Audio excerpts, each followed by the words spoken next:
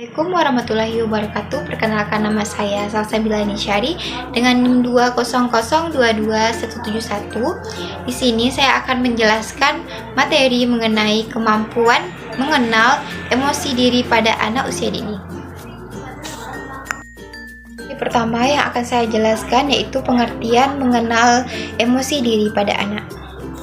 Mengenal emosi diri merupakan sebuah tindakan di mana kita dituntut untuk membantu mengetahui apa sebenarnya yang kita rasakan, serta pesan apa yang hendak kita kirimkan melalui emosi yang muncul pada diri kita sendiri.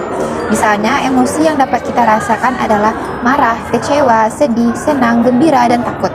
Adapun kecerdasan emosi didefinisikan sebagai kemampuan mempersepsikan dan membedakan suasana hati, maksud, motivasi, serta perasaan orang lain, serta kemampuan memberikan respon secara tepat terhadap suasana hati, temperamen, motivasi, dan keinginan orang lain.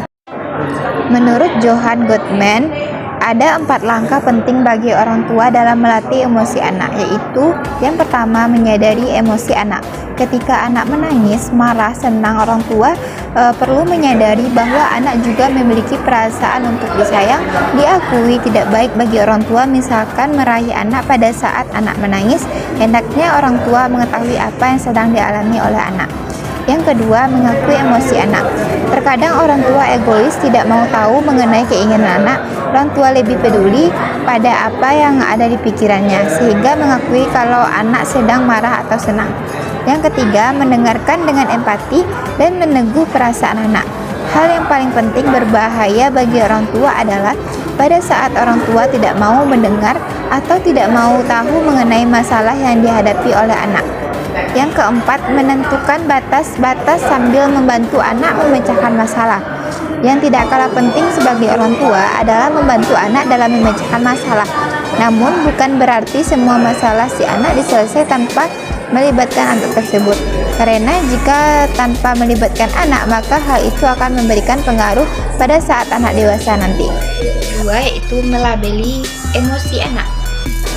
Setiap anak membutuhkan perasaan dicintai, dihargai, dan diterima, tapi seringkali orang tua menggunakan cara yang salah untuk mendisiplinkan anaknya.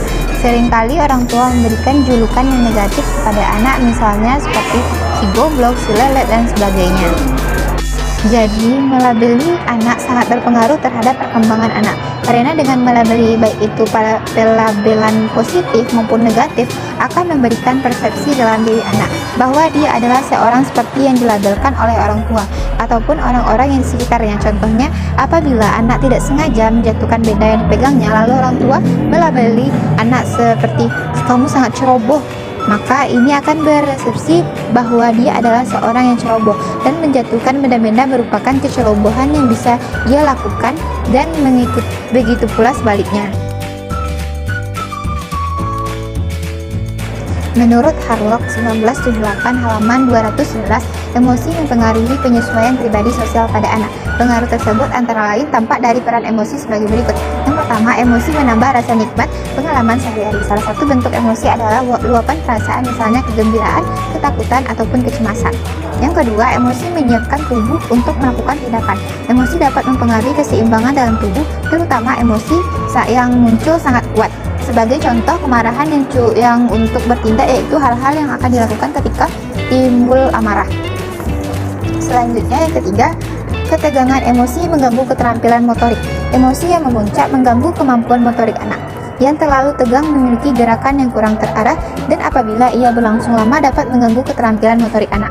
Yang keempat, emosi merupakan bentuk komunikasi. Perubahan mimik wajah, bahasa tubuh, suara, sebagainya merupakan alat komunikasi yang dapat digunakan untuk menyatakan perasaan dan pikiran. Yang kelima, yaitu emosi mengganggu aktivitas mental.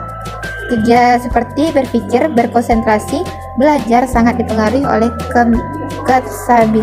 kestabilan emosi. Dan selanjutnya, emosi merupakan sumber penilaian diri dan sosial. Pengelolaan emosi oleh anak sangat dipengaruhi perlakuan orang dewasa terhadap anak. Yang selanjutnya, emosi mewarnai pandangan anak terhadap kehidupan. Peran anak dalam aktivitas sosial seperti keluarga, sekolah, masyarakat sangat dipengaruhi oleh perkembangan emosi mereka. Yang terakhir, yaitu emosi dipengaruhi interaksi sosial. Kematangan emosi anak mempengaruhi cara anak berinteraksi dengan lingkungan. Di lain pihak, emosi juga mengajar kepada anak cara-cara berlaku sehingga sesuai dengan ukuran dan tuntutan lingkungan sosial. Yaitu mengenalkan bahasa emosi pada anak. Kemampuan berbahasa yang baik setidaknya dapat membantu anak mengendalikan emosi dalam dua aspek. Pertama, kemampuan berbahasa yang baik. Kemungkinan mereka juga meminta dukungan pada orang tua mereka saat menghadapi situasi frustasi, misalnya dengan menanyakan kepada ibu mereka, sudahkah selesai dengan pekerjaannya. Kedua, kemampuan berbahasa yang baik juga dapat mengalihkan mereka dari situasi frustasi seperti berbicara pada diri mereka sendiri. Yang pertama, takut. Ciri khas yang penting pada semua rangsangan takut ialah bahwa hal itu terjadi secara mendadak dan tidak diduga-duga, dan anak hanya mempunyai kesempatan kecil sekali untuk menyesuaikan diri dengan situasi-situasi tersebut. Rasa takut kepada orang yang tidak dikenal pada bayi sebagian disebabkan karena terbiasa melihat wajah yang sudah dikenal dan karena tidak mampu menyesuaikan diri dengan cepat pada permunculan orang yang tidak dikenal secara sepoyong-poyong. Kedua, malu. Rasa malu merupakan bentuk ketakutan yang ditandai oleh penarikan diri dari hubungan dengan orang lain yang tidak dikenal atau tidak sering berjumpa. Rasa malu selalu timbul oleh manusia, bukan oleh binatang atau situasi. Selanjutnya, canggung. Seperti halnya malu, rasa canggung adalah reaksi takut terhadap manusia, bukan pada objek atau situasi. Rasa canggung berbeda dari rasa malu dalam hal bahwa kecanggungan tidak disebabkan oleh adanya orang yang tidak dikenal atau orang yang sudah dikenal. 4. Khawatir. Rasa khawatir biasanya dijelaskan sebagai khayalan, ketakutan, dan kegelisahan tanpa alasan. Tidak seperti ketakutan nyata, rasa khawatir tidak langsung ditimbulkan oleh rangsangan dalam lingkungan, tetapi merupakan produk pikiran anak itu sendiri. Yang kelima, itu cemas. Rasa cemas adalah keadaan mental yang tidak enak, berkenaan dengan sakit yang mengancam atau yang dibayangkan. Rasa cemas ditandai oleh kekhawatiran, ketidakenakan, dan perasaan yang tidak baik yang tidak dapat dihindari oleh seseorang. Keenam, marah. Rasa marah adalah ekspresi yang lebih sering diungkapkan pada masa kanak-kanak jika dibandingkan dengan masa takut. Alasannya ialah karena rangsangan yang menimbulkan rasa marah lebih banyak, dan pada usia yang dini, anak-anak mengetahui bahwa kemarahan merupakan cara yang efektif untuk memperoleh perhatian atau memenuhi keinginan mereka. Yang ketujuh, cemburu. Rasa cemburu adalah reaksi normal terhadap kehilangan kasih sayang yang nyata. Dibayangkan atau diancam kehilangan kasih sayang, rasa cemburu timbul dari kemarahan yang menimbulkan sikap jengkel dan ditunjukkan kepada orang-orang lain. Fisik, suatu kesengsaraan emosi yang disebabkan oleh kehilangan sesuatu yang dicintai. Dalam bentuk yang lebih ringan, keadaan ini dikenal dengan sebagai kesusahan atau kesedihan. Yang 9, kegembiraan, keriangan, kesenangan. Kegembiraan adalah emosi yang menyenangkan yang juga dikenal dengan keringanan, kesenangan, atau kebahagiaan. Setiap anak berbeda-beda intensitas kegembiraan dan jumlah kegembiraannya, serta cara mengekspresikan sampai batas-batas tertentu dapat diramalkan. Selanjutnya, itu reaksi kasih sayang. Kasih sayang adalah reaksi emosional terhadap seseorang, binatang, atau benda. Hal itu menunjukkan perhatian yang hangat yang mungkin terwujud dan bentuk fisik atau kata-kata. Anak-anak cenderung paling suka kepada orang yang menyukai mereka, dan anak-anak bersikap ramah tamah. Terakhir, yaitu meminta anak untuk memberi nama tingkah laku. Memberi nama tingkah laku. Bantulah anak memberi nama emosional yang sedang mereka rasakan. Bantulah anak menentukan kata-kata untuk lukisan yang sedang mereka rasakan. Orang tua sangat berperan penting dalam membantu anak memberi nama tingkah laku. Orang tua perlu membantu anak menentukan perasaan yang sedang ia rasakan. Orang tua harus membuat anak nyaman dalam membagi perasaan yang sedang ia rasakan.